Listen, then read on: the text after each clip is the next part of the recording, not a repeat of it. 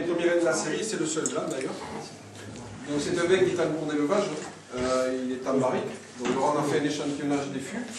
Et donc ces barriques, elles sont bâtonnées toutes les semaines. On va mettre le fond de la barrique dans la masse du vin pour améliorer les conditions d'élevage. Donc j'explique l'aspect trouble du produit, mais c'est vraiment volontaire.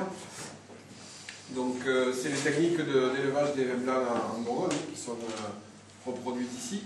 Voilà, donc les barriques sont bâtonnées une fois par semaine. Donc c'est en termes de définition de produit, vous la connaissez, on est sur des grenaches blancs essentiellement, il y a un peu de grenache gris, mais c'est surtout des blancs.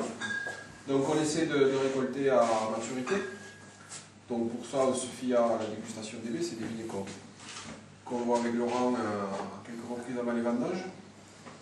Après la vinification est plus classique, hein, c'est un pressurage pneumatique, une sélection des jus, et dès que la fermentation a démarré, eh bien, le vin est descendu en barrique.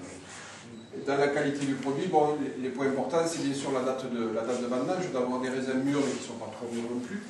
Et après on se rend compte maintenant avec le recul que le choix de la barrique, de la tonnellerie, a aussi une influence importante sur la qualité du produit. On a vu là avec les années qu'il y avait des tonnelleries qui n'étaient pas adaptées à ce type de vin. Donc petit à petit on commence quand même maintenant à maîtriser davantage le process notamment d'élevage. Donc c'est des mises en bouteille qui vont se faire dans le courant du printemps, au mois de mai en général. Et donc c'est un produit dont les ventes augmentent régulièrement tous les ans. On doit être à 4 000 bouteilles maintenant. 6 000. Voilà, donc tous les ans on augmente le nombre de barriques. Parce qu'on tombe en rupture chaque fois. Le fleur est en rupture. Donc, tous les ans on augmente le nombre de barriques. C'est bien comme ça. Voilà. Et donc les barriques qui ont servi à l'élevage du blanc, après on les bascule dans le parc des vins. Alors, qu'est-ce qu'on peut dire de ce produit? Moi, je pense que le point essentiel positif, c'est le côté fin et élégant du vin.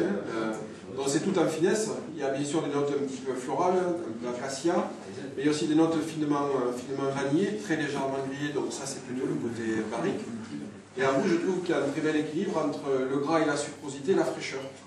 On n'a pas un vin qui est alcooleux, on n'a pas non plus un vin qui est vif, hein, avec une arête acide un peu mordante.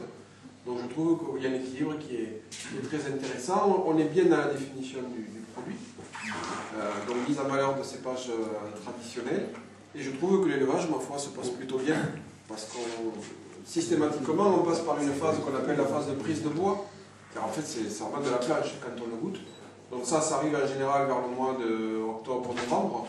Et ça peut durer plus ou moins longtemps. Et quand voilà, le vin et le jus sont le goût et le vin sont de qualité, en général cette phase de prise de bois est un petit peu plus courte. Donc ce qui laisse espérer une mise en bouteille peut-être un petit peu plus précoce. Voilà. Mais enfin, on ne fera aucune concession à la qualité du produit. Donc. On le mettra en bouteille quand on jugera que le moment est venu, même si on est un peu en rupture. Donc je trouve que c'est un joli produit, hein, tout en finesse et en élégance. Et ma foi, c'est des vins qui plaisent, hein, puisque voilà, les ventes se développent. C'est plutôt une bonne chose. Et ça a permis de compléter quand même la gamme bouteille de la cave en blanc, qui était un petit peu pauvre, hein, avec des mangues à bœuf, des sauvignons, voilà.